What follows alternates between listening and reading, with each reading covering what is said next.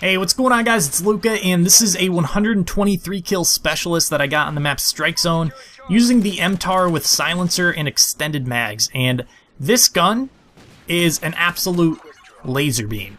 It is amazing, and I had no idea how good of a gun it was until I just used it now. This gun is awesome. It just completely melts people. It has a really high rate of fire. It has pretty good damage. It has very little recoil. I mean, just it's got good iron sights. Like, everything about it is just good. It's a very good gun. You guys should definitely go check it out after you finish watching this video, of course. But I'm probably going to be uploading this with the same commentary on both my channel and on the We Are Doom channel. So if you guys are watching this over on We Are Doom, then feel free to check out my personal channel, which is down in the description. And if you guys are watching this on my personal channel, feel free to go check out We Are Doom, which is down in the description. So this is the most kills with Specialist on YouTube. It's 123 kills. I think that might even be the most kills just in general, because the highest that I know of is Fearcrad's. He has 119 kills. But regardless, I don't really get too caught up in those, you know, world's first, world's most, world record type things.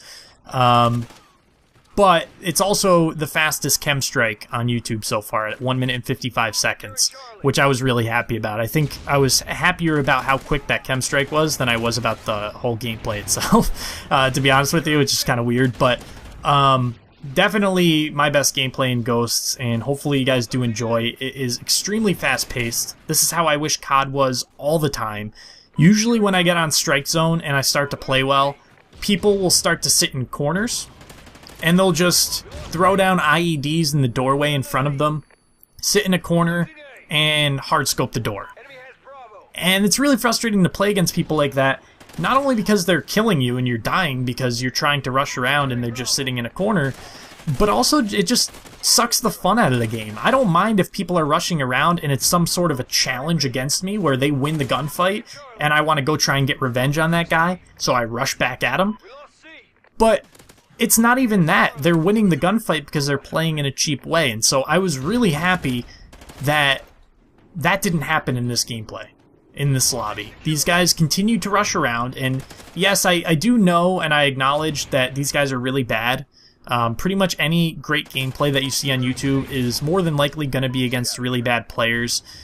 So I feel like there's always people in the comment section of, you know, really high scoring gameplays that just come to the video to say, these guys were terrible, so, you know, you're terrible, and they try and, like, take you down a peg thinking that you have, like, a big ego.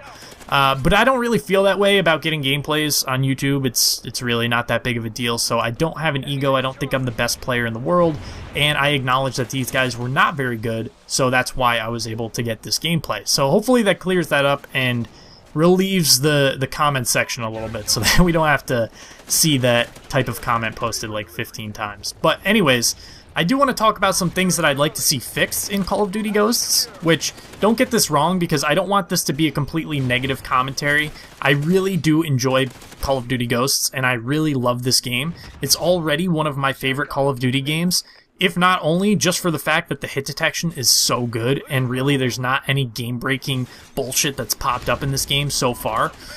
But I do want to talk about some of this stuff just to get it fixed, hopefully. Get some attention on it and hopefully get it fixed. So the first thing would be the spawn system. The spawns in this game are inconsistent at best. They could definitely be better on a bunch of different maps. As big as the maps are, a lot of times you'll end up having somebody spawn right behind you when they have this whole huge map behind you that they could have spawned the guy. They spawn him like 2 feet behind you. It makes no sense, and it's really frustrating, and I think they need to work on that a little bit, which at the beginning of pretty much any COD game, the same could be said. So I'm not too worried about that. I assume that there's already a patch in progress that they're trying to, you know, make those a little bit better. But that would be the biggest thing. The other thing that really kind of drives me nuts is there's still host migrations, which they're supposed to be dedicated servers, and they haven't fully rolled out yet.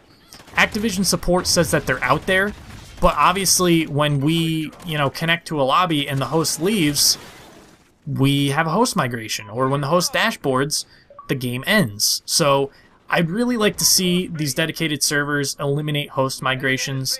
They say it's a hybrid system between the servers and peer-to-peer hosting, so hopefully they can tweak it or fix it or do something to make it so host migrations go away, because a game just ending or, you know, having a host migration halfway through just kills your momentum and is really no fun. So that would be the second thing. And then the third thing would be map voting.